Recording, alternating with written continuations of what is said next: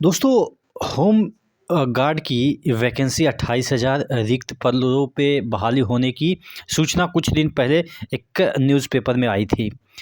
लेकिन जिस तरीके से 2 दिन पहले एक न्यूज़ आई है कि सिपाही भर्ती परीक्षा से चूकने पर आपको होम गार्ड में मौका मिलेगा, तो अब चीज़ें अलग निकल के सामने आ रही है कि होम गार्ड की बहाली उस तरीके से नहीं होगी। किस तरीके से होगी? अब कांस्टेबल वाले जो बच्चे हैं, जो कि कुछ नंबर से चूक जाते हैं, उनको जाएगा, यानी कि उनका अलग से एग्ज़ाम नहीं होगा। अब जो आपके अभी कांस्टेबल के एग्ज़ाम चल रहे हैं, फिजिकल चल रहे हैं, उसमें कुछ बच्चे चूक रहे हैं, उन्हीं को लिया जाएगा। हालांकि अभी वाला नहीं लिया जाएगा, इन फ्यूचर की बात कर रहे हैं। तो ऑलरेडी आपके 26,000 वैकेंसी कांस्टेबल के आने वाले हैं, और उसमें अगर ये वाला जोड़ दीजिए कि ये भी चूकेंगे तो ये भी बनेंगे आपके होम गार्ड, 28,000 होम गार्ड की बहाली, यानी कि तकरीबन 54,000, ठीक है, 54,000 रिक्रूटमेंट होने वाला है सिपाही में।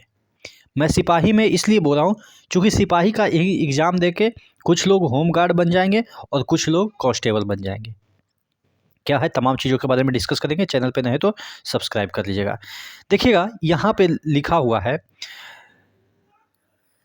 लिखित और शारीरिक दक्षता पास करने वाले को मौका, यानी कि लिखित परीक्षा पास कर गए, शारीरिक दक्षता परीक्षा पास कर गए, और 26,000 वैकेंसी मान लिया कांस्टेबल की आई, ठीक है, तो कट ऑफ एक निर्धारित होगा।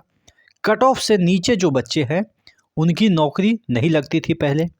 अब क्या होगा कि जो बच्चे, जैसे सपोज 28,000 होम गार्ड की वैकेंसी अभी खाली है, तो जो 26,000 के बाद बचे वैकेंसी, 28,000 बच्चों का होम गार्ड में ज्वाइनिंग दे दिया जाएगा। तो ऑब्वियस है, बच्चों को तो फ़ायदा ही होगा। वो अलग बात है, कुछ बच्चे करना चाहे ना करना चाहे, उनकी जो भी है प्रायोरिटी कि हमको होम गार्ड की जॉब करनी है कि नहीं करनी है। हालांकि मुझे नहीं लगता कि कोई बच्चे डिनाई करेगा। फेल होने के बाद भी अगर उसको कोई नौकरी मिल रही है तो हमें नहीं लग रहा है कि कोई डिनाई करेगा।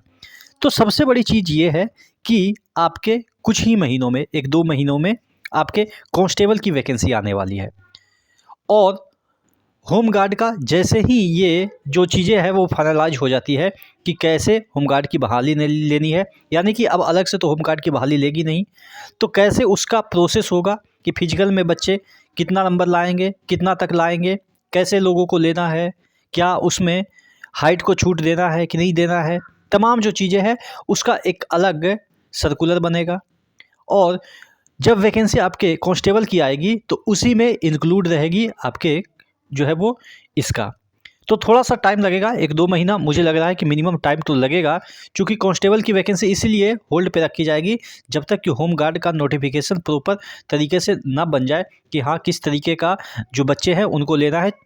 कांस्टेबल वाले जो बच्चे अगर कुछ नंबर से चूकते हैं, उनका मेरिट लिस्ट में नाम नहीं आता है, तो कैसे उनको लेना है, ये सब तमाम प्रक्रिया अभी विचाराधीन है।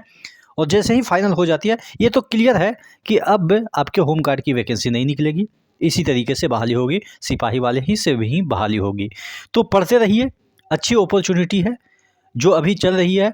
फिजिकल में जिनका कि नहीं हुआ है, कोई बात नहीं, नेक्स्ट वैकेंसी आपके ही जो कगार पे है, 50,000 के अराउंड आपकी वैकेंसी निकलेगी, और उसमें आप ज़रूर एक सीट पक्का कर लीजिए। ठीक है, नेक्स्ट वीडियो में मिलते हैं, तब तक के लिए जय हिंद।